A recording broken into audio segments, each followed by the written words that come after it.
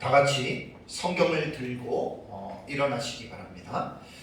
봉독해 드릴 하나님의 말씀은 에베소서 4장 29절에서 30절 말씀을 제가 봉독해 드리겠습니다. 이것은 하나님의 말씀입니다. 무릇 더러운 말은 너희 입 밖에도 내지 말고 오직 덕을 세우는 데 소용되는 대로 선한 말을 하여 듣는 자들에게 은혜를 끼치게 하라. 하나님의 성령을 근심하게 하지 말라. 그 안에서 너희가 구원의 날까지 인치심을 받았느니라. 아멘. 앉으시기 바랍니다. 에베소서 4장은 크게 네 문단으로 구분되어져 있다고 말씀을 드렸습니다. 성경이 기록될 때 구약 성경이든 신약 성경이든 기록될 때에는 장과 절의 구분이 없이 기록이 되어졌습니다.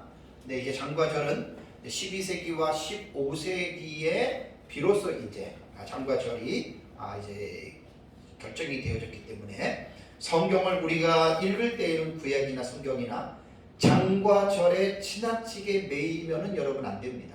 그냥 우리가 설명하기 또 상호간에 또 어디 부분 다음에 어디가 나온다라고 하는 이러한 차원에서 이제 장과 절을 우리가 사용을 해야지 어떤 내용 자체를 가지고 이 장에서 끝나고 다음 장으로 넘어갔으니까 이것은 여기에서 완료된 것이다라고 이렇게 말을 한다면 그건 정말 좀 안타까운 일입니다. 그러니까 장과 절은 처음부터 구약이든가 신약이든지 없었고 우리의 편리를 따라서 장과 절을 구분했기 때문에 그렇습니다. 그러니까 제가 4장이라고 하는 부분에 들어와서 지금 계속 설교를 하고 있는데 이제 이게 4장의 사실 그 장으로서 이제 이렇게 패러그래프를 이렇게 완성을 시키는 부분에는 5장 1절 2절까지 제가 넘어간다 그랬죠. 그렇죠? 그건 다음 주에 제가 자세하게 설명을 하겠습니다. 헬라어 원문에 보면은 단락 자체가 5장 2절에서 끝나게끔 되어 있어요. 그때 제가 가서 말씀을 드리고 에베소도 크게 네 문단으로 구분되면 제가 칠판에 써놨습니다. 1절에서 16절까지를 한 덩어리로 보면 되고요. 그 다음에 이제 6절에서 7절에서 16절 두 개로 또 단락이 나눠지죠. 또 17절에서 24절을 큰 한 덩어리로 보면 되고 25절에서 32절까지를 한 덩어리로 보고 문단으로 보고요. 5장 1절에서 2절까지를 한 덩어리로 보면 4장부터는 크게 네 문단으로 이렇게 구분이 됩니다. 첫 번째 문단 1절에서 16절 제가 이제 3주 동안 설교를 했나요? 이 내용을 보면 교회의 하나됨과 성장에 대해서 1절에서 16절 내용이 그런 내용입니다. 근데 여기에서 교회의 성장은 외적인 성장이 아니라 이제 내적인 질적인 성장이라고 하는 것을 기억해야 되고요. 다음에 두 번째 단락이 17절에서 24절까지입니다. 17절에서 24절은 제가 지난주에 설교를 했는데 이 내용이 뭐냐면 옛사람을 벗어버리고 새 사람을 입으라라고 하는 이러한 내용입니다. 단락의 이제 화제를 제가 말씀을 드리는 거예요. 그 다음에 25절에서 32절까지는 새 사람을 입은 사람의 삶의 실제적인 윤리의 지침들입니다. 그러니까 우리가 새 사람을 입었다면 그럼 이 세상에서 어떻게 살아야 하는지에 대한 이 삶의 부분을 아주 구체적으로 하나하나 이렇게 우리에게 교훈하고 있는 내용이거든요. 그래서 이제 지난주에는 제가 25절, 26절, 그 다음에 28절까지 제가 지난주에 설교를 했어요. 설교는 이제 원고는 이제 뭐 이번 주 오전까지 해놨는데 아무래도 이 실천적인 부분에서는 많은 내용을 많이 말하기보다는 될 수 있는 대로 제가 좀 가지수를 줄여서 5가지면 한 3가지, 뭐 3가지면 2가지 이렇게 해서 좀 줄여서 이 주제를 가지고 좀 더 우리가 또 풍성하게 오랫동안 우리가 이 주제를 가지고 논하다 보면 그것이 우리의 기억 속에 더 많이 저장이 됩니다. 그래서 이제 지난주에는 제가 이제 그 25절부터 28절까지 그렇게 제가 설교를 했습니다. 그리고 이제 마지막 문단이 5장 1절에서 2절은 이제 결론적인 부분입니다. 그러니까 이제 4장 25절부터 이제 쭉 내려왔던 구원받은 사람들의 삶의 윤리적인 실천에 대한 이 부분들에 대한 결론적인 부분을 이제 이렇게 말하고 있습니다. 지난주에 제가 4장 25절을 설교하기 전에 서론으로 제가 다뤘던 것이 구원론이었죠. 왜 제가 한 구원론을 한 3분의 2 정도의 시간을 할애해서 왜 제가 구원론을 이제 다뤘냐면, 지금 우리가 에베소서 4장으로부터 들어오면 이제 구원받은 성도들의 실천적인 분야를 언급하고 있거든요. 그럼 구원받은 사람들의 삶의 실천적인 부분을 언급하는데, 이 부분은 구원론적인 관점에서 삶의 실천, 곧 행위를 여러분 우리가 이해를 해야 됩니다. 그러니까 마치 구원은 받은 것이고 구원받은 사람의 어떤 행위는 그런 각자가 자유다, 전혀 그런 건 아니거든요. 그러니까 구원론이라고 하는 그 입장에서 이 선행이라고 하는 삶의 실천에 대한 부분을 다뤄야 되는데, 그러면 구원론의 부분에서 이 실천은 어느 구원론의 파트에 들어가느냐? 그것이 바로 성화에 대한 부분에 들어간다고 말씀을 드렸죠. 그래서 제가 지난주 말씀드렸던 걸 더 간략하게 또 한번 말씀을 드릴게요. 구원이라고 하는 것은 예수님을 믿으면 구원받는다, 예수 믿으면 죄 용서받고 천국 간다라고 하는 말이거든요. 근데 이것이 구원받고 천국 가는 것이 믿는 순간에 천국을 가는 게 아니에요. 그러니까 믿는 순간에 이제 구원이 시작이 되는 것이고, 그 구원이 완성이 되는 그 시점이 있는데, 그것을 이제 구원의 서정이라 그러죠. 구원의 순서라는 말이에요. 그래서 이제 조직신학자들에 의해서 이제 구원에 대한 부분들이 이제 단계별로 되어 있는 것이 여러 가지가 있지만, 대체적으로 개혁 신학을 하신 분들은 9가지 정도의 구원의 순서를 이야기를 합니다. 그래서 소명, 중생, 회심, 믿음, 칭의, 양자, 성화, 견인, 영화. 그러니까 구원이라고 말할 때는 소명부터 시작해서 영화에까지 가야 구원이 완성이 되는 거예요. 그래서 다시 좀 설명하기는 그렇고요. 소명은 하나님의 부르심인데, 예수 믿어라 라고 하는 말을 듣고 외소, 내가 믿겠다고 결정하면 그 내적인 소명으로 이제 그 소명에 이제 들어간 거예요. 그 사람이 중생, 거듭나고, 거듭난 사람은 회심. 회심은 평생에 한 번입니다. 예수에게로 돌아오는 것이고, 그 다음에 그런 사람에게 십자가와 부활에 대한 믿음이 생기고, 이 믿음을 가진 사람을 칭의, 의롭다라고 하나님이 칭하는 거예요. 이건 법정적인 수로라 그랬어요. 이 사람이 하나님의 자녀가 되는 양자가 됩니다. 친자식이 아니라 양자예요. 왜 그러냐면 인간은 죄인으로 태어났기 때문에 마귀의 자식들이에요. 그다음에 예수 그리스도를 통해서 우리는 하나님의 자녀로 양자가 되는 거예요. 이걸 잘 기억하셔야 됩니다. 그러면 소명에서 양자까지는 논리적인 순서로 펼쳐놨는데, 이게 순간적. 믿는 순간에 첫 번에서 6번째까지가 이루어지는 거예요. 그러면 이제 이것이 구원의 시작이고, 이 순간적으로 이루어진 다음에 이제 우리는 어떻게 하나요? 끝난 게 아니에요. 이 세상을 살아가잖아요. 언제까지? 죽을 때까지. 그 삶의 전 과정을 우리는 성화라고 그런다 그랬죠. 성화. 성화는 거룩하게 되어져 가는 과정을 성화라 그래요. 그러면 누구처럼 거룩하게 되어져 가느냐? 그것이 에베소서에는 그리스도에게까지입니다. 그러니까 예수님처럼 우리는 거룩하게 삶을 살아가는 것이 신앙생활의 가장 중요한 여러분 목적입니다. 근데 이제 우리가 예수 믿고 구원받았다고 본질은 바뀌었지만 우리의 옛사람의 죄악된 본성은 안 없어진다 그랬어요. 그러면 이제 옛사람의 죄악된 본성과 싸우는 건데, 이 싸움이 우리 힘으로는 안 된단 말이에요. 넘어진단 말이에요. 실수한단 말이에요. 그럴 때 성화 다음에 나타나는 게 견인이라고 했죠. 견인. 차가 망가지면 견인차가 끌고 가듯이 우리가 부족하고 연약하고 넘어져도 하나님께서 구원에 이르는 과정 속에서 우리를 성령을 통해서 우리를 이끌어 주신다는 이야기예요. 뭐 우리가 예수 믿고 살다가 구원받고 잘 살다가 순간적으로 뭐 죄를 지고 잘못했다고 우리가 그 죄 때문에 하나님이 우리를 버리거나 우리의 구원이 무효화가 되는 것이 아닙니다. 한번 하나님이 선택한 자는 끝까지 하나님이 붙들어 주시고, 그를 천국에 들어갈 때까지 견인해 주신다 그랬죠. 그리고 그 죽은 사람이 우리가 지금 죽으면 영혼은 천국 같고 육체는 땅에 있어요. 구원이 완성이 된 게 아니에요.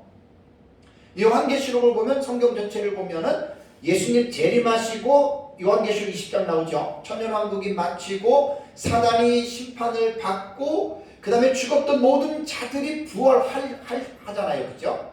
모든 죽은 사람들이 부활하고 크고 힘보다 심판대에서 심판을 거쳐서 새 예루살렘성에 들어가는 그게 구원이 완성되는 거예요. 그것을 우리는 영화의 과정이라고 이렇게 이야기를 합니다. 그래서 구원은 어느 한 부분만을 가지고 어떤 정점에 이르러서 구원이 끝났다라고 하는 것은 정말 그 사람은 무지한 사람입니다.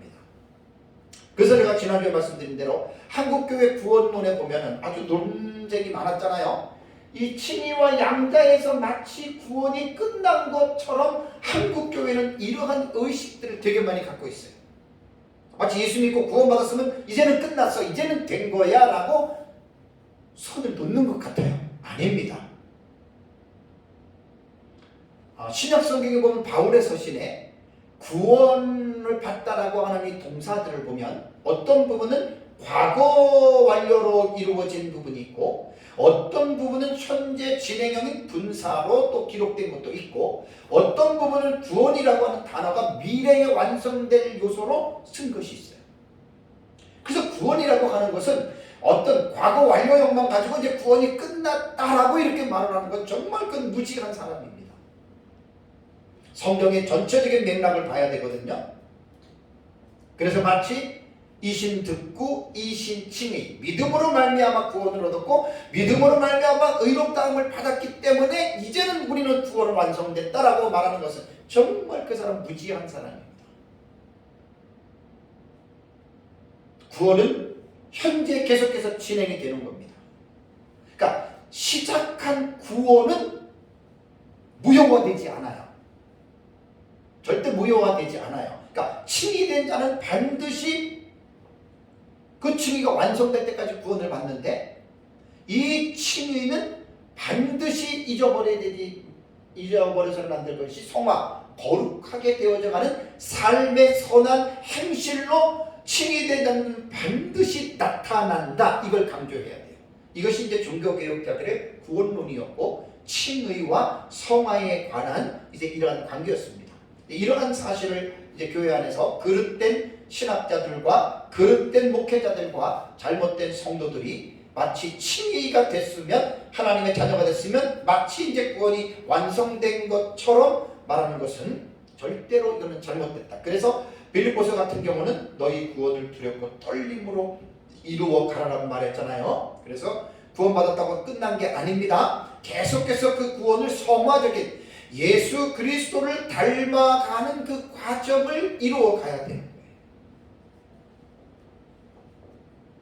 그래서 믿음으로 말미암아 구원이 완성된 것처럼 말하는 사람들을 통해서 나타나는 것이 뭐냐면 믿음과 행함이 분리되어지는 거예요. 갈라져 버린 거예요. 믿음, 행함은 행함. 구원받았으니까 행함은 자기 자유고 자기 노력, 이렇게 이제 보니까 이건 전혀 아니거든요.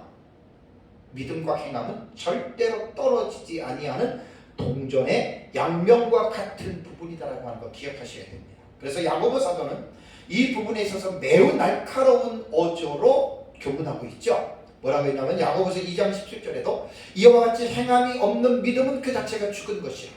또 2장 26절에도 영혼이 없는 몸이 죽은 것 같이 행함이 없는 믿음은 죽은 것이니라 라고 이렇게 말을 했습니다. 그러니까 믿은 자는 반드시 예수님을 닮아가는 성화의 삶을 살아가도록 되어져 있다 이렇게 말한 거예요. 이걸 잊지 마시기 바랍니다. 그래서 이제 우리가 예수 믿고 구원받았다면 이제 두 손 놓고 긴장을 풀라는 게 아니에요. 더욱더 긴장해서 어떻게 해요? 예수 그리스도처럼 살아가기 위해서 우리는 이 땅에서 여러분 발버둥 쳐야 됩니다. 이게 성화의 삶이라는 말입니다. 그 성화가 결국은 뭐냐? 말씀 예수님을 닮아갔으면 그것이 바로 성경은 선행이라고 말하는 거예요. good works라고 하는 거예요. 선행. 그래서 에베소서를 제가 이제 1장, 2장, 3장, 4장 이제 설교를 다 해가는데 1장 4절을 보면 창세전에 그리스도 안에서 우리를 택하신 이유가 뭐지요? 목적이 그 앞에서 거룩하고 흠이 없는 삶을 살아가게 하시려고 하나님이 우리를 선택한 거예요. 선택해서 잘 먹고 잘 살고 복을 누리고 내 하고 싶은 거 다 살다가 천국 오라고, 그게 아니고 하나님 앞에서 거룩하고 흠이 없는 삶, 그게 바로 성화 예수 그리스도, 그 예수 그리스도를 많이 닮아가는 삶이 그게 착한 일이에요. 그게 에베소서 2장 10절에도 우리는 그가 만드신 바라 그리스도 예수 안에서 선한 일을 위하여 지으심을 받은 자니, 착한 일을 해가면서 살기 위해서 우리를 지었다는 이야기예요. 그 착한 일이 성화고 그 성화는 예수 그리스도를 닮는 거예요. 그런데 교회가 이 성화의 삶을 구원받은 사람은 이 부분을 강조해야 돼요. 구원받은 사람한테 무슨 소명, 중생, 외신, 믿음, 칭의, 양자가 뭐 필요가 있어요? 저건 순간적으로 이미 이루어졌는데, 그 구원받은 사람한테 맨날 구원받으라 구원받으라 그 말이 웃기잖아요. 우습잖아요. 예수님처럼 살아가십시오. 예수님을 닮아갑시다. 그러다 보면 이제 이 성화의 삶을 성경을 보면 에베소서가 지금 왜 제가 구원론을 먼저 말씀을 드리냐면, 이 17절부터의 이 문맥이 옛사람을 벗어버리고 새사람을 입으라가 이게 구원론에 해당이 되는 부분이에요. 이게 바로 성화에 대한 부분이기 때문에 제가 이제 여러분들에게 그 말씀을 이제 드렸습니다. 지난주 오전 예배에는 4장 17절과 24절의 말씀을 통해서 구원받은 자들은요, 하늘에 속한 새 사람이 됐습니다. 새 사람은 하늘에 속한 사람이고 반대로 옛 사람은 땅에 속한 사람입니다. 그래서 4장 25절에서 32절 이 문단의 말씀은 처음에도 말씀드렸지만 주님의 몸된 교회 공동체 안에서 그 원바디예요. 한 몸이에요. 이 교회의 몸이 아름답게 자라가면서 교회의 공동체가 성령이 하나 되게 하신 것을 깨트리지 않기 위하여 교회를 힘써야 됩니다. 4장 3절의 말씀 되게 중요합니다. 평안을 매는 줄로 성령이 하나 되게 하신 것을 힘써 지키라.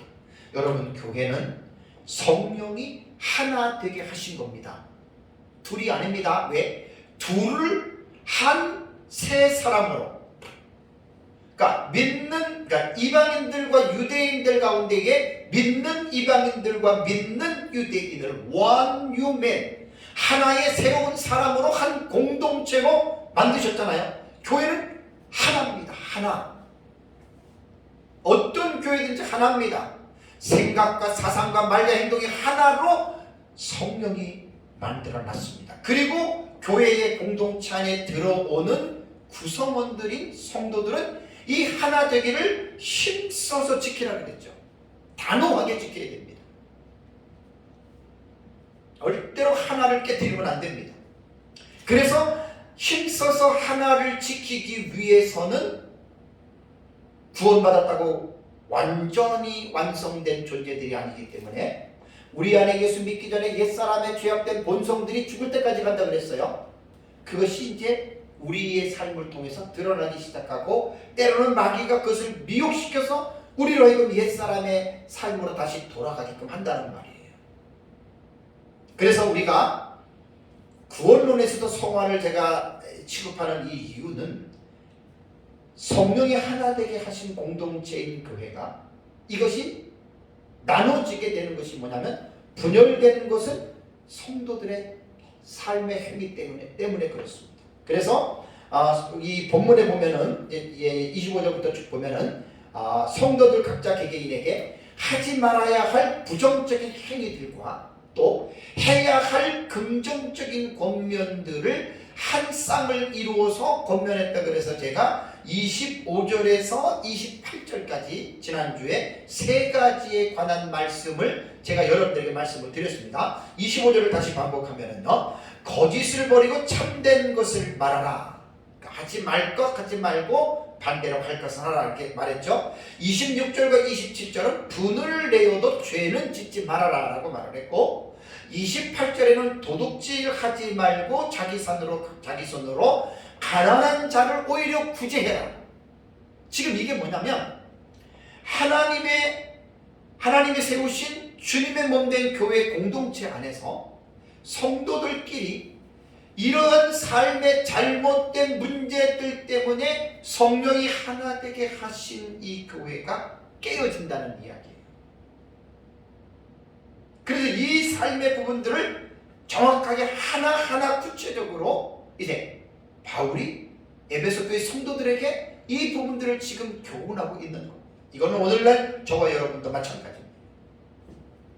그래서 지난주에 말씀드린 제가 이제 그 헬라어 신약 성경이나 뭐 히브리어 성경이라든지 동사가 되게 중요합니다. 동사 언어라 그래요. 헬라어고 히브리어는 동사가 그것만큼 중요하기 때문에 설교자나 성도들은 성경을 읽을 때 동사가 나오면 관심을 가져야 됩니다.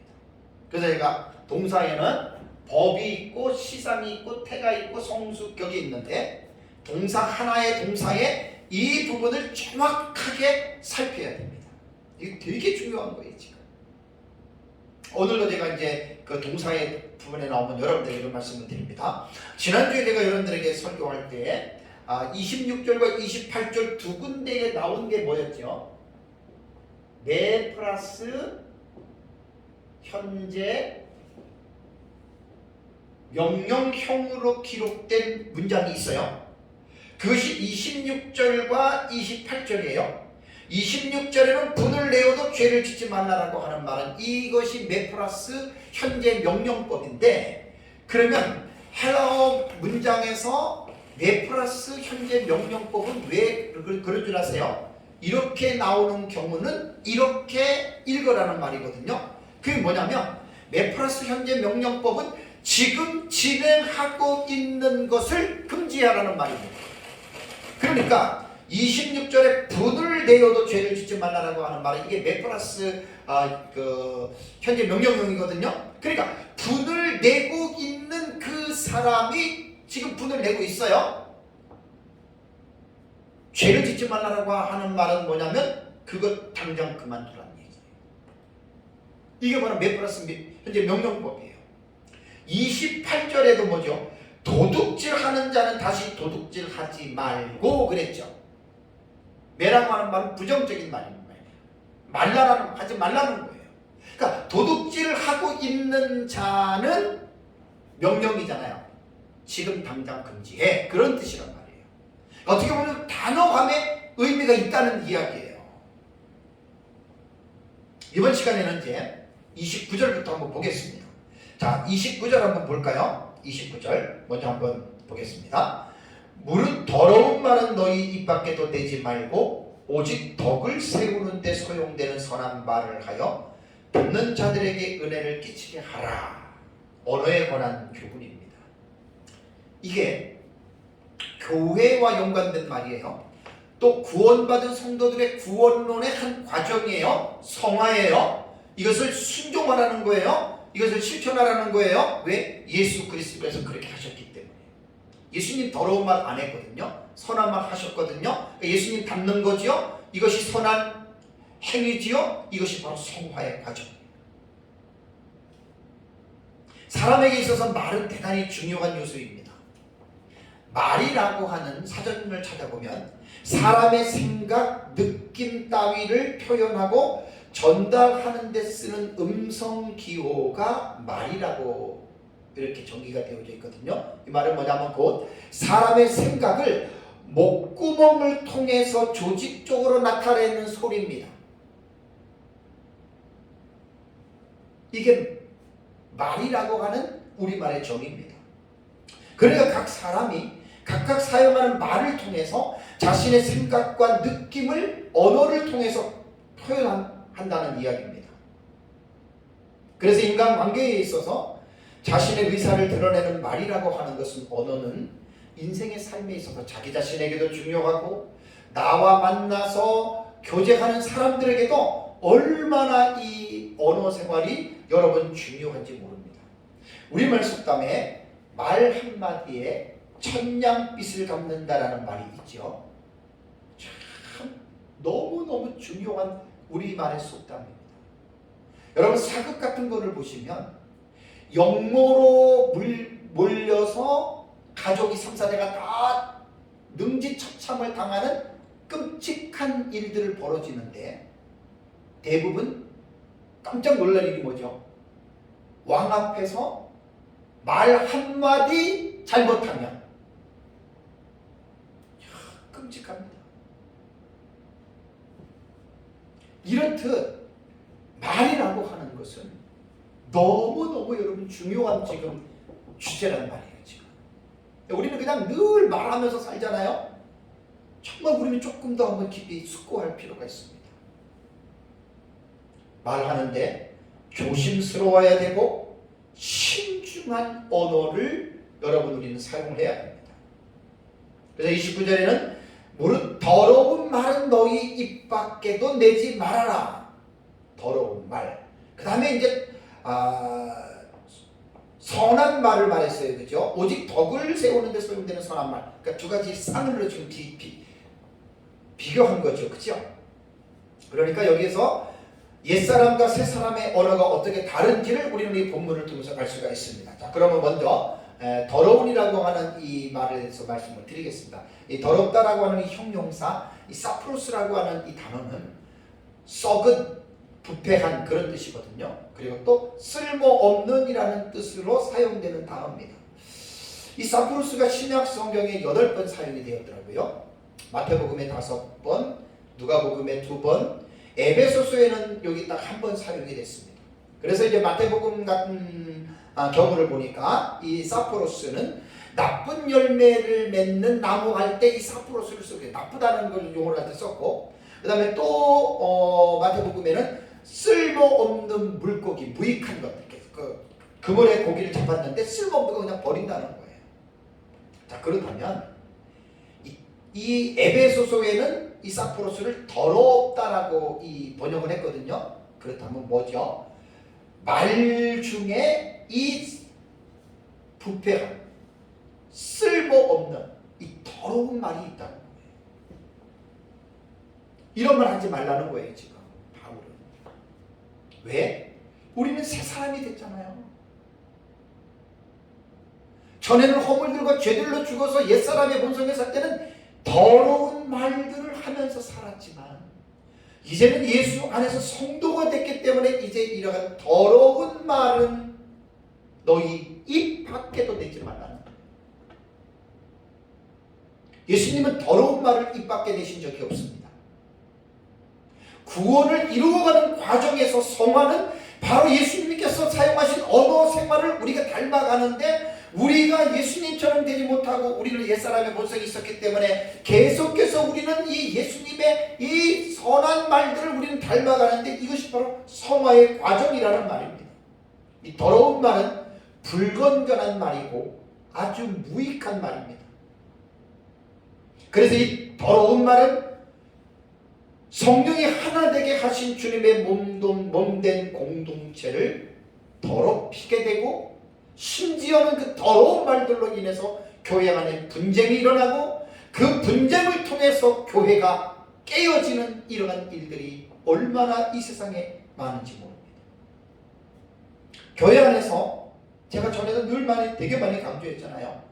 말 조심해야 된다. 말 한마디 천냥빛 같고 말 잘못하면 죽어요. 더러운 말 속에는 사람들 사이를 이간시키는 중상과 모략적인 말이 있어요. 중상이 뭔 줄 아세요? 사전적인 저기는 근거 없는 말로 남을 헐뜯어 명예나 지위를 손상시키는 말이, 이게 바로 중상입니다. 모략이라고 하는 말은 남을 해치려고 속임수를 써서 이를 꾸미는 것이 모략입니다. 더러운 말이 다 이런 말들이라는 말입니다. 그리고 냉소적인 말들이 있어요. 냉소적이라고 하는 뜻은 뭐냐면 쌀쌀한 태도로 남을 업신여겨서 비웃는 말이 이게 냉소적인 말이에요. 그 다음에 음란한 말들이 있어요. 그 다음 주에 또 제가 말씀을 드릴게요. 우리는 그리스도인은 완성된 존재들이 아닙니다. 예수님을 믿고 구원을 받았어도 구원을 완성된 예수 그리스도의 모습에 이르기까지 이루어가는 과정에 있는 존재들이 우리 구원받은 그리스도인들이지, 예수 믿었다고 완성된 존재들이 아니에요. 그래서 우리 안에는 옛사람의 성품들이 죽을 때까지 가기 때문에 우리는 항상 부족하고 연약하기 때문에 이러한 옛사람의 이러한 더러운 말들이 여러분 우리에게도 나올 수 있다는 말이에요. 그래서 바울은 에베소교회 성도들에게 무릇 더러운 말은 너희 입 밖에도 내지 말라고 말을 했습니다. 더러운 말.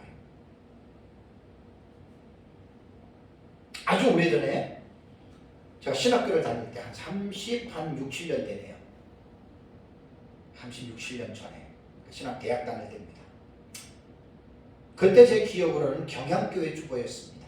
우리 옛날에 우리 교단에 모교회였는데 37, 8년 됐어요. 그 교회에서 본 게 지금도 내가 잊혀지질 않아요. 어떤 신학자의 말이었는데, 내가 내 혀를 깨물어 피가 날지언정 남을 헐뜯는 말을 하지 말게 하소서라는 말을 제가 37, 8년 전에 그 주보에서 우연히 본 게 지금도 생생해요. 어떤 무명의 신학자라 그랬어요. 교회 칼럼란에 실었던 글이거든요. 하늘에 속한 세 사람은 혹여라도 더러운 말이 나올 때 자신의 혀를 깨물어 피가 나더라도 나는 더러운 말을 하지 않겠다는 자세와 각오를 가지고 살아야 됩니다. 교회 안에 모든 풍지 문란이 일어나는 것들은 뭐냐면 다 말입니다. 목회자 세계에서도 말도 못합니다. 정치하는 그 사람들 총회 노예 같은 데 보면 다는 아니지만 그 중에 이 정치꾼 목사들은 중상 모략을 통해서 하나님의 건전한 사역자들의 공동체를 갈라놓습니다. 어느 교단이든지 간에 다 있습니다. 이런 사람들. 아주 못된 사람들이 꼭 있어요. 목회자들 세계도 그렇고. 저는 그런 사람들을 보면 야, 마귀가 저 사람 저 목사 입에 붙어있거나 나는 그렇게 보여요. 근데 그걸 꺼리낌 없이 하는 사람들, 그 사람들이 심각한 사람들입니다. 제 주변에도 그런 사람들이 있어요. 목사들 중에. 난 그런 사람들 보면 너무 내 마음이 아파요. 성도들도 마찬가지입니다. 더러운 말을 할 바에는 차라리 혀를 깨물어 가지고 피 잘라지더라도 더러운 말을 하면 안 됩니다. 이것이 세 사람이 해야 할 언어 생활입니다. 그렇다면 세 사람을 입은 성도들은 이 더러운 말을 하지 말고 어떤 말을 해야 합니까? 본절에는 오직 덕을 세우는 데 소용되는 대로 선한 말을 하라고 했습니다. 그 선한 말을 해서 어떻게 해요? 그 말을 듣는 자들에게 은혜를 끼치게 하라. 덕을 세운다라고 하는 이 오이코도메라고 하는 이 단어는 세움 혹은 건물이라고 하는 뜻으로 번역이 됐거든요. 그렇다면 본절에서는 덕을 세우는 것에 대해서 말씀을 했는데, 우리가 이 우리말 성경을 볼 때에는 그렇죠. 덕을 세운다는 말은 뭐냐면 어떤 개인의 덕을 세우는 말로 우리가 읽을 수 있습니다. 틀린 것은 아니지만 에베소서에서 사용되는 이 오이코도메의 단어를 보면 4장 12절과 16절을 보면은 그리스도의 몸인 교회를 세우는 것과 관련돼서 이 오이코도메가 사용이 되었다는 것입니다. 교회를 세워가는 데 사용되는 말을 하라는 말이에요. 반대로 덕을 세우지 못하는 더러운 말은 교회가 세워지는 것이 아니라 교회가 무너집니다. 정말 많습니다. 제가 올해 예수 믿은 지가 40년이고 목회한 지가 33년째. 너무들 많이 봤어요. 무너지는 교회의 100% 특징이 뭐냐면 전부 다 마귀가 목사와 중직자와 성도들 혀에 딱 달라붙어 가지고 떨어지더라고요. 그럼 그 교회는 반드시 깨집니다. 문 닫습니다. 갈라집니다. 그런데 성장하는 교회는 그러한 언어들이 사용되지 않아요. 덕을 세우는 말을 해요. 그러니까 이 덕을 세운다고 하면 교회를 세워가니까 교회가 와해되지 아니하고 교회가 부흥되는 거예요. 그래서 성장하는 거예요.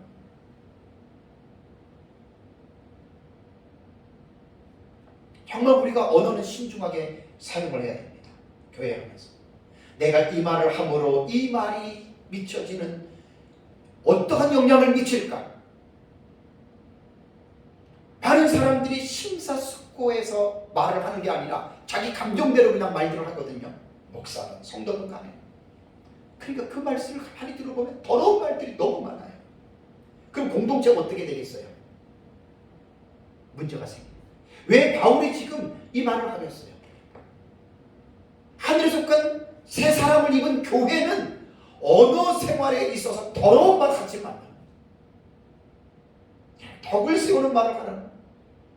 그래서 그리스도의 몸을 세운다는 말은 영적으로 건강한 성도의 공동체를 이루어가는 것을 말을 합니다.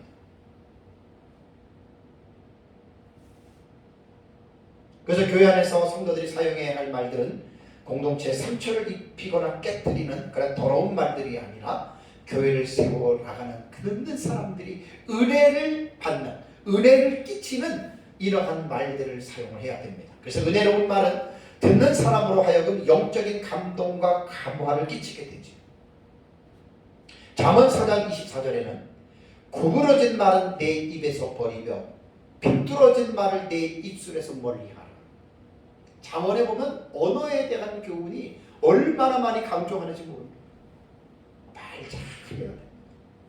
베드로전서 3장 10절에도 그러므로 생명을 사랑하고 좋은 날 보기를 원하는 자는 혀를 금하여 악한 말을 그치려고 했습니다. 그 입술로 거짓을 말하지 말고. 제 주변에서 이제 목회자들이나 성도들이나 40년 예수를 믿으면서 이렇게 보면 혀를 금하지 않고 악한 말을 하다가 좋은 날을 보지 못하는 사람들이 있어요. 가끔 그런 사람 제가 봅니다. 가정에서 못된 말을 내뱉게 되면 자식들은 그 말을 들으면 병에 걸려요. 그래서 부모님들이 자식들 앞에서는 부정적인 말들 하지 마세요. 정말들 조심해야 돼요. 혀를 금하여 악한 말을 그치지 않으면 그 입술로 거짓말을 하면 생명을 사랑하고 좋은 날이 그 사람에게 돌아오지를 않아요. 제 말이 아니고 성경의 말이에요.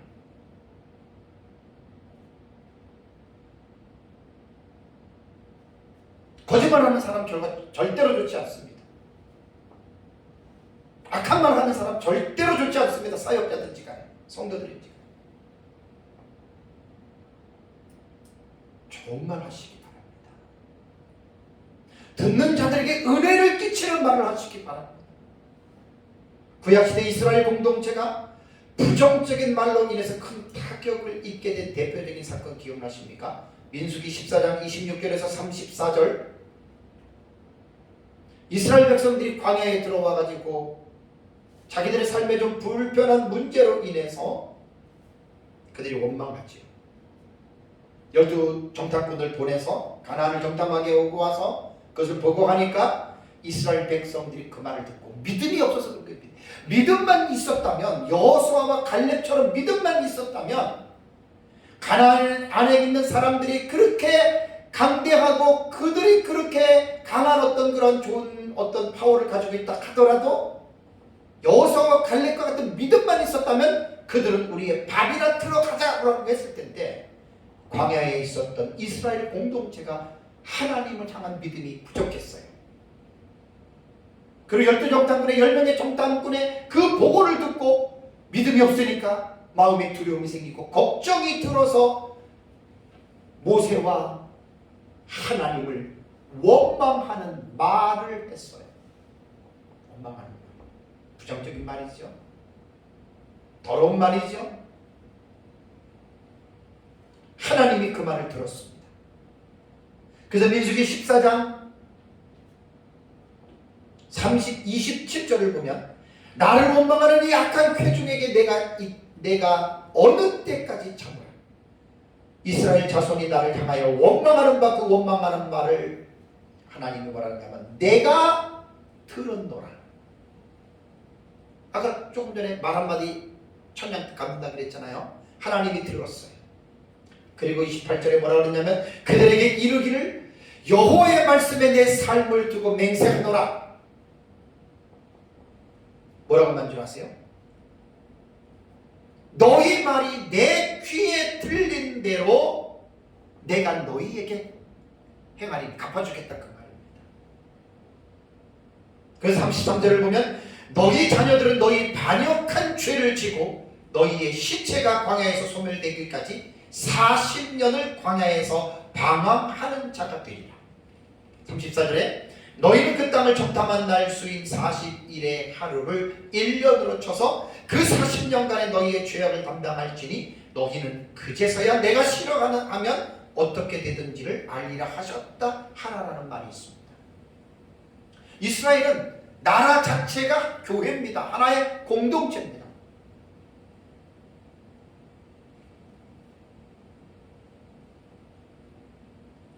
열두 정탐꾼들의 말을 들었을 때 비록 소수지만 여호수아와 갈렙의 말을 듣고 소수지만 그들의 믿음의 말을 듣고 그들을 따라갔으면 이스라엘 백성들이 하루를 1년으로 계산해서 40년 동안 광야에서 방황할 필요가 없었던 일이었단 말이에요. 말이 그렇게 중요하다는 말입니다. 사도 바울은 구약에 나타난 사건을 들어서 신약시대 고린도 교회 성도들에게 교훈을 하고 있습니다. 고린도전서 10장 10절과 11절에 그들 가운데 어떤 사람들이 원망하다가 멸망시키는 자에게 멸망하였나니 너희는 그들과 같이 원망하지 말라. 원망을 뭐로 했어요? 이스라엘 백성들이 말로 했잖아요. 말로. 그래서 아까 언어에 대한 말에 대한 의미를 말했잖아요. 인간의 사상, 인간의 감정을 말로 표현하는 거예요. 그래서 말하는 것을 보면 그 사람의 마음을 우리가 읽을 수 있다는 말입니다. 참 좋은 말을 하는 사람은 마음이 좋기 때문에 좋은 말 하는 거예요. 안 좋은 말 하는 사람은 마음이 그만큼 안 좋다는 이야기예요. 겉모술썩 남을 비난하고 없는 말 붙여가지고 그 사람의 인격 자체가, 그 사람의 마음 자체가 그렇게 비열한 사람이기 때문에 그런. 그래서 사람은 말을 들어보면, 언어 사용하는 것을 보면 그 사람의 마음이 언어를 통해서 나타나는 거거든요. 그래서 바울은 고린도전서 10장 11절에 그들에게 일어난 이러한 일은 본보기가 되고 또한 말세를 만난 우리를 깨우치기 위하여 기록되었느니라 라고 말을 했습니다. 그래서 이스라엘 백성들이 모세와 아론을 원망하는데 고라 자손들의 반역과 그를 따르던 사람들이 14,700명이 연병으로 멸망당한 사건을 우리는 이렇게 유추하게 됩니다. 그래서 이스라엘 백성들이 광야에서 한 말은 이스라엘 공동체를 허물어뜨리는 부정적인 해로운 말, 더러운 말임을 보면 돼요. 그런 유형. 구원받은 우리는 완전한 사람들이 아닙니다. 우리는 두렵고 떨림으로 지금 현재의 구원을 이루어나가는 중입니다. 이것이 성화의 과정입니다. 예수님께서 하신 말을 본받아서 우리는 예수님이 말하는 것처럼 해야 됩니다. 옛사람의 본성인 더러운 말들은 내 혀를 깨물어 피가 날지언정 사역자든지 성도든지 똑같습니다. 이런 더러운 말을 벗어나야 됩니다. 다음에 이제 30절 보겠습니다.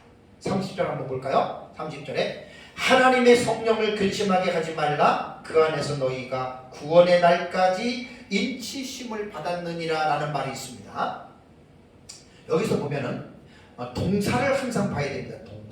동사가 뭐냐면 근심하게 하다라는 말이죠. 근심하게 하지 말라라는 말입니다. 근심하게 하지 말라. 이게 보면은 말라라고 하는 이 부정어가 있잖아요. 이게 바로 매예요. 매. 하지 말아라. 나. 그리고 이거 리페이테라고 하는 이 동사는요. 리페오의 이것도 명령 현재형입니다. 현재 명령형이에요. 그러면 뭐지요? 우리가 30절을 읽을 때에는 여기에서 근심하게라고 하는 앞에 부사어 매라고 하는 하지 말아라라고 하는 이 매가 위치에 있기 때문에 이거는 매 명령법으로 이것을 보면은 지금 진행하고 있는 것을 금지하라는 거죠. 앞에서도 말씀드린 대로 도둑질하는 사람이 도둑질을 지금 멈추라는 말과 똑같은 거예요. 그러니까 성령을 근심하게 하는 사람이 지금 그 성령을 근심하게 하는 일을 멈춰라. 이것이 메프라스 현재 명령법이에요. 그래서 우리말 성경에는 미시문법을 읽을 수가 없지만, 그래서 설교자들은 원문을 봐야 돼. 원문을 보면 특히 동사 문장을 보면 얼마나 여러분 이런 부분이 중요한지 모릅니다. 이게 현재형이잖아요. 능동태잖아요. 그러면 뭡니까? 계속적이에요. 계속적. 현재니까 계속이잖아요. 능동은 뭡니까? 자기 스스로 하는 거죠.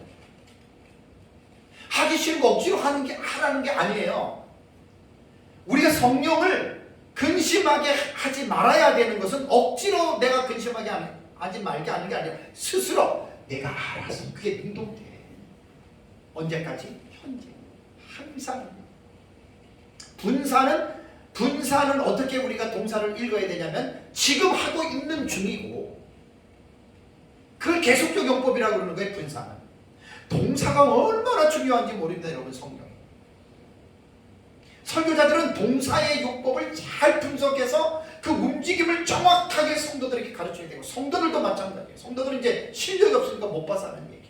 그러니까 성령을 근심하게 하지 말라라고 하는 말은 뭐냐면 명령이고 현재 능동태이기 때문에 항상인데, 이거는 하고 싶으면 하고 하기 싫으면 하지 않는 그런 게 아니고 명령이기 때문에 이걸 해야 됩니다. 필수적인 사안. 여기 이제 근심하다라고 하는 말이 리페오라고 하는 이 단어는 고통을 가하다, 기분을 상하게 하고 화나게 하고 슬프게 한다는 말이에요. 여러분 성령님이 어디 계십니까? 우리 안에 계시죠? 그분 인격적이에요. 오순절 계통에서 말하는 것처럼 맨날 방언, 은사, 능력, 무슨 에너지처럼으로 말하는 성령 아니에요. 인격적인 하나님이에요. 그 인격적인 하나님이시기 때문에 그분이 우리 인격적인 우리 구원받은 자들 속에 그분이 우리와 함께 동제, 동거, 동락하는 거예요.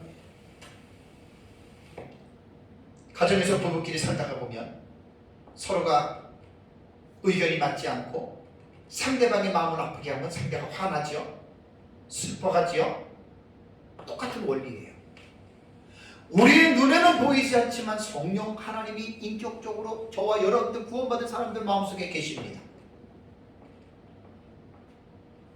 말과 행동, 생각하는 거 내 맘대로 하지 마세요. 반드시 성령님을 내 안에 계신다라고 하는 것을 잊어버리지 마세요. 우리가 하나님의 뜻에 따라 좋은 생각을 하고 좋은 말을 하고 좋은 행동을 하면 내 안에 계시는 성령님이 기뻐하고 즐거워하는데, 반대로 땅에 속한 옛사람의 행실로 돌아가서 더러운 말을 하고 거짓말을 하고 도둑질을 하고 이렇게 하면은 우리 안에 계시는 성령님이 화가 난다, 슬퍼한다는 말이에요. 그 성령님에게 고통을 당하고 그 성령의 기분을, 하나님의 기분을 지금 상하게 한다라고 하는 말입니다. 그렇기 때문에 사도 바울은 하나님의 성령을 근심하게 하지 말라라고 우리에게 말하는 거예요. 메프라스 현재 명령법이에요. 우리가 성령을 근심하게 한다면 즉각 금지하셔야 됩니다. 명령형입니다. 왜 그렇습니까? 그 이유는 성도는 믿는 즉시 성령 하나님께서 믿는 자들 속에 내주하시는데, 그 언제까지 내주하시는 줄 아세요? 30절에 너희가 언제까지? 구원의 날까지 어떻게 해요? 인치심을 받았느니라라고 말을 했죠. 이것도 동사예요. 인치심을 받았다라고 하는 말은 동사입니다. 이번에 설교를 준비하면서 사전에서 파생된 부분 보고 깜짝 놀라게 감사했던 게 뭐냐면, 인치심을 받았다라고 하는 말은 우리말도 수동형이죠. 그죠? 수동태니까 이렇게 번역한 거예요. 인치심을 받은 거예요. 이게 수동태 문장이 동사거든요. 여기 보면 스파라기스세테라고 하는 이 단어는 스파라기조의 직설법 과거 수동이인 복수입니다. 자, 제가 동사에서 직설법은 뭐라 그랬습니까? 이 법 중에서 직설법은 시간의 제한을 받아요. 과거면 과거, 현재면 현재, 미래면 미래. 이 스파라기세스가 뭐냐면 직설법 과거입니다. 그렇다면 뭐지요? 인치심을 받은 이 행위가 언제라는 거예요? 과거에 인치심을 받았다는 거예요. 그래서 헬라어 동사가 이렇게 중요한 거예요. 인치심을 받았다라고 하는 이 동사의 태를 그 시제를 보면은 이거는 과거형이거든요. 과거. 직설법 과거거든요. 그러니까 우리는 인치심을 받았는데 언제 받았느냐? 과거예요. 만약에 이게 분사라면은 지금 받고 있는 중이라고 볼 수도 있고, 현재형이면 현재 받은 거고, 미래형이면 앞으로 인치심을 받을 것이다, 이렇게 됐을 거란 말이에요. 인치심을 받았느니라고 한 말은 뭐냐면 과거형이고, 이것은 뭐냐면 수동태니까 우리말 받았느니라고 했기 때문에 내가 한 것이 아니라 타에 의해, 하나님에 의해서 우리는 받은 겁니다. 그렇다면 본문에서 나오잖아요. 구원의 날까지 그랬죠, 그죠? 그러니까 믿는 순간에 성령이 우리 안에 내주하시고 그분이 우리와 동제하세요. 언제까지? 구원의 날까지. 그래서 여기 보세요. 구원이 소명, 중생, 회심, 믿음, 치매, 양자, 성화, 견인, 영화, 이때까지 다 보시게 됩니다. 그래서 교회가 성도들에게 구원론을 제대로 가르쳐야 돼요. 제가 목회 생활을 33년 하면서 가만히 보면 성도들이 구원론에 대해서 너무들 부족해요. 너무너무 안타까워요. 정말 교회는 구원론을 깊이 있게 가르쳐야 돼요. 지금 제가 성화를 강조하는 것도 구원론 입장에서 지금 강조하는 거예요. 이것도 성령을 근심하게 하지 말라는 게 성화거든요. 구원론 입장에서 이 본문을 지금 저는 접근하는 거예요. 구원의 완성은 친이 됐다고 끝난 게 아니에요. 진행이에요. 진행. 성화의 과정, 견인, 영화까지. 그때까지 우리는 성령으로 인치심을 받았다. 수동태니까 하나님에 의한 거지요.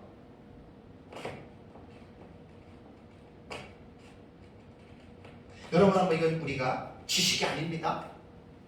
성령님은 인격적인 하나님이세요. 지정의가 있으세요. 인간처럼. 우리가 사람을 만나면 따뜻하게 교제하고 말하고 이렇게 우리가 교통하듯이 성령님은 우리 눈에만 보이지 않을 뿐이지 하나님으로서 우리 안에 지금 실제하는 거예요. 사람마다 좀 깊이 차이는 있지만 일어날 때에도, 걸어갈 때에도, 잠잘 때에도, 밥을 먹을 때에도, 쉴 때에도, 오락을 할 때에도 언제 어디서나 성령 하나님이 나와 함께 하신다라고 하는 것을 이해하고 있느냐, 깨닫고 있느냐, 이건 사실 되게 중요한 거예요. 사실 구원받지 못한 사람들은 이 말이 이론적으로는 납득이 돼도 자기 안에는 경험이 안 됩니다. 성령님이, 하나님이 내 안에 계신다는데 없지요, 자기는. 그렇게 이게 안 되는 거예요. 그런데 구원받은 사람은 분명한 것이 뭐냐면 성령님이 내 안에 계신 것을 알아요. 그 아는 부분에 있어서는 사람마다 깊이나 넓이가 다를 수는 있어도 이거 모른다 그러면 그 사람 구원받은 거 아니에요. 구원은 이렇게 중요한 거예요. 그렇다고 지나친 감정과 체험으로 가면 이것도 문제가 많아요. 분명한 것은 뭐냐? 인격적인 하나님, 지정의를 가지신 그 하나님이 눈에는 보이지 않지만 내 마음속에서 그분이 나와 함께 지금 현재 교류하고 있는가? 내가 어떤 일을 생각하고 어떤 말을 하고 어떤 행동을 했을 때 내 안에 계신 그 성령님은 어떤 반응을 보이실까 정도는 아셔야 돼요.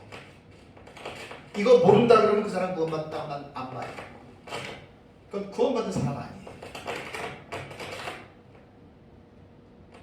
상당히 지금 이거 중요한 말입니다. 하나님의 성령을 근심하게 하지 말아라. 매 플러스 명령법이 현재예요. 우리는 늘 항상 성령님이 내 안에 계시고 내가 성령님과 함께 살아가는 존재라고 하는 것을 잊어버리면 안 돼요. 그래서 우리가 어떤 일을 계획할 때 내 마음대로 멋대로 하지 마세요. 항상 기도하면서 내 안에 계시는 성령님의 조명과 감동을 받으세요. 중요한 일을 결정할 때일수록 더 그래요. 하나님 어떻게 하면 됩니까? 꼭 이 과정을 잘 여러분 겪으시고 너무나 신비하게 들어갈 필요는 없어요. 그러나 분명한 것은 인격적인 하나님이시기 때문에 믿는 자들 속에 지금 내주하고 계신다. 이사야서 63장 10절을 보면 하나님은 이사야를 통해 이런 말을 했습니다. 그들이 반역하여 주의 성령을 근심하게 하였으므로라는 말이 있습니다. 구약시대 이스라엘 백성들이 하나님이 출애굽을 시켜서 약속의 땅 가나안 땅으로 보내주었고 그들에게 율법을 주었음에도 불구하고 율법의 요구를 거절하고 우상을 섬기고 하나님의 말씀을 불순종했을 때 하나님 이사야 선지자를 통해서 뭐라고 표현했냐면 그들이 나를 반역하고 그것으로만 말한 게 아니라 주의 성령을 근심하게 하였으므로 이렇게 이사야가 말을 했습니다. 구약시대이든 신약시대이든 저와 여러분들은 내 안에 계시는 성령님을 근심하게 하면 안 됩니다. 그 죄지요.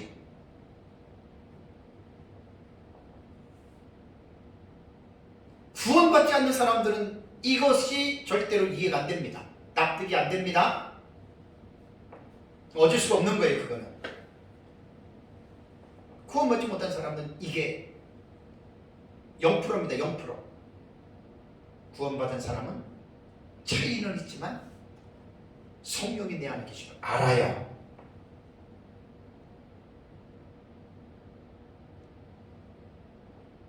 사실 이 소망의 삶에 있어서 가장 중요한 역할을 하는 하나님이 삼위의 사역으로 볼 때 성령 하나님입니다. 갈라디아서 5장을 잠깐 가보세요. 갈라디아서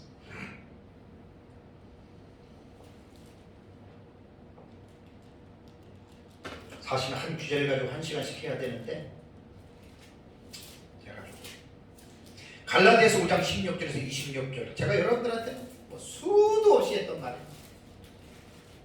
26년, 7년, 30년 제 설교를 여러분들 들었기 때문에 뭐 수도 없이 했던 말입니다. 갈라디아서 5장 16절, 26절 볼까요? 16절에 내가 이르노니 너희는 어떻게 해요? 성령을 따라 행하라 그랬죠. 그리하면 육체의 욕심을 이루지 아니하리라 그랬습니다. 성령이 어디 계세요? 너희라고 하는 구원받은 성도들 속에 있단 말이에요. 성령이. 여러분 인생을 살 때 내 마음대로 내키는 대로 생각하고 말하고 행동하지 마세요. 그건 불신자입니다. 하늘에 속한 신령한 새 사람이 되었다면 내 안에 성령이 계신다는 것을 알고 여러분들의 생각과 감정과 말과 행동을 성령을 따라서 살아가라는 그 말입니다. 지금 바울이 갈라디아 교인들에게. 그러니까 구원받지 않는 사람은 성령이 없기 때문에 이게 지금 0%. 도저히 이건 이해가 안 됩니다. 말도 안 되는 말입니다. 구원받지 않는 사람들은 교회를 다녀도. 근데 구원받은 사람은 이걸 알아요. 깊이나 넓이의 차이는 있어도 성령이 내 안에 계시지. 그럼 나는 성령을 따라서 생각하고 말하고 행동해야 되겠구나. 이것이 교회를 오래 다녔던 사람들도 훈련이 안 된 사람들은 성령을 얼마나 많이 근심하게 하는지 몰라요. 성령님 아무 소리 말고 가만히 계세요. 내 뜻대로 할 거예요. 내 생각대로 할 거예요. 내 고집대로 할 거예요. 이런 사람들 교회 안에 너무나 많습니다. 여러분. 목사도 마찬가지고 성도도 마찬가지입니다. 왜 바울이 에베소 교회 성도들에게 하나님의 성령을 근심하게 하지 말라고 명령편지 명령법으로 썼을까요? 왜? 이런 일이 다반사기 때문에 그렇습니다. 저도 그렇고 여러분도 그렇고. 그래서 바울은 갈라디아 교인들에게 너희는 성령을 따라서 좀 살아가라 그 말입니다. 생각하는 것과 말하는 것과 행동하는 것과.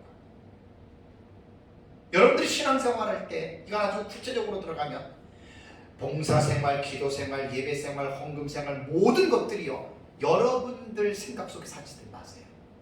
성령님과 함께 의논하면서 들어가세요. 이거는 사실 성령과 더불어서 깊이 있게 훈련된 사람들 외에는 교회 다니는 사람들이 이렇게 하는 사람들 많지 않아요. 다 자기 생각 선에서 해요. 자기 생각 선에서 해요. 어쩔 수 없는 거예요. 믿음이 그래서. 17절 볼까요?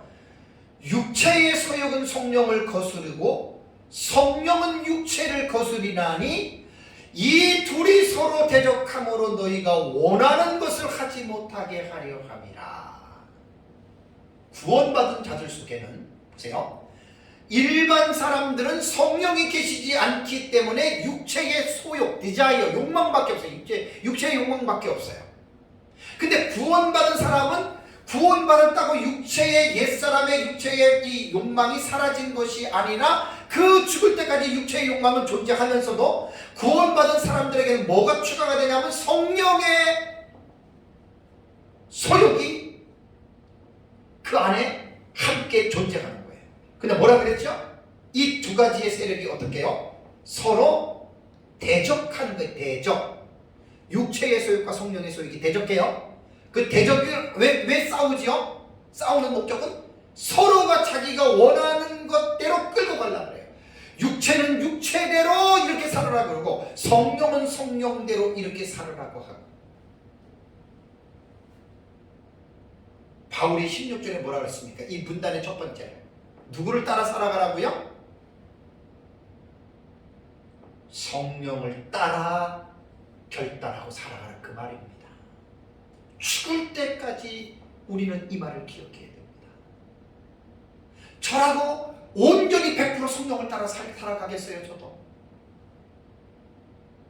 어떨 때는 알면서도 하나님 뭐 육신이 어쩌저쩌고 이렇게 합리화시켜서 저도 성령을 근심시킬 때가 저도 있어요. 없다는 게 아니에요.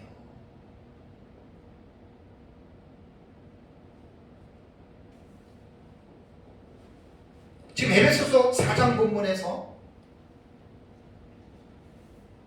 하늘에 속한 세 사람이 행해야 할 윤리적 지침이라고 하는 제목을 가지고 지난주 이번주 연결해서 지금 갖고 있는 거예요.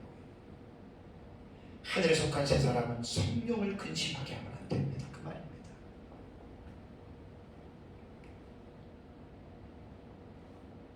그 사람 한낱 우리 속에는 싸움이잖아요. 육체의 소욕과 성령의 소욕이 대적해요. 그래서 구원받는 사람은 이걸 알아요. 안 믿는 사람은 양심의 가책으로 설명하지만 그들은 성령이 없지만 우리는 성령이 있어요.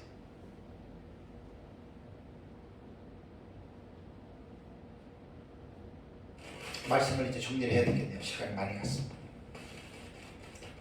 구원받은 것은 죄의 칭의를 받았다고 구원 끝난 거 아니에요. 구원이 영화의 단계까지 구원은 끝까지 봐요. 그럼 여기에서 하나님의 성령을 근심하게 하지 말라라고 하는 이 말씀 속에는 인간에게 책임에 대한 부분이 있다라고 하는 것을 강조하는 거예요. 어떤 사람은 하나님의 절대 주권을 믿으니까 하나님이 모든 것을 다 하실까 마치 우리는 안 해도 되는 것처럼 생각하고 있는데 아닙니다. 하나님께서 이렇게 하나님의 주권이 100%면 인간의 책임을 가르치지 않으면 그건 하나님을 잘못 가르치는 겁니다.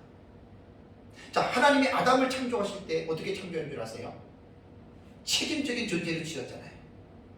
선악을 알게 하는 나무를 따먹지 말아라. 따먹으면 너 죽어. 누가 결정하는 거예요? 아담과 하와 본인이 결정합니다.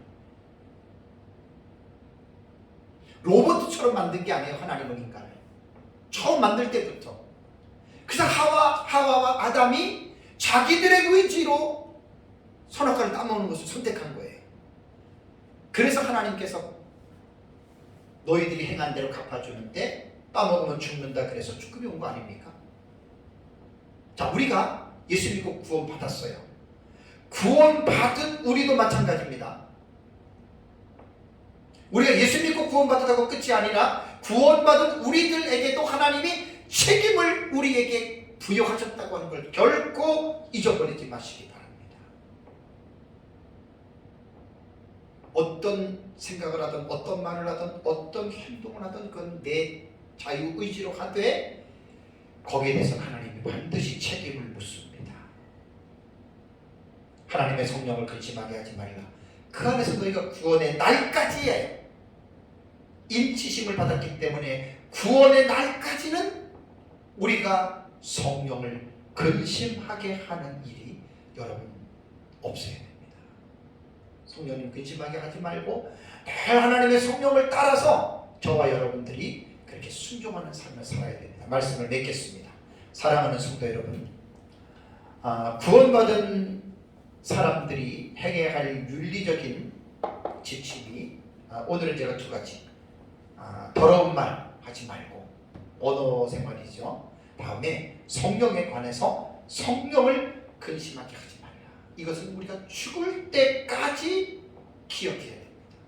그래서 오늘 말씀을 순종하는 것이, 이것이 이제 우리가 성화의 삶을 사는 것이고 구원의 과정이고 또 성화는 예수 그리스도에게까지 닮아가는 것이기 때문에 저와 여러분들이 이러한 삶을 끝까지 살아가시기를 주님의 이름으로 축복합니다. 기도합니다.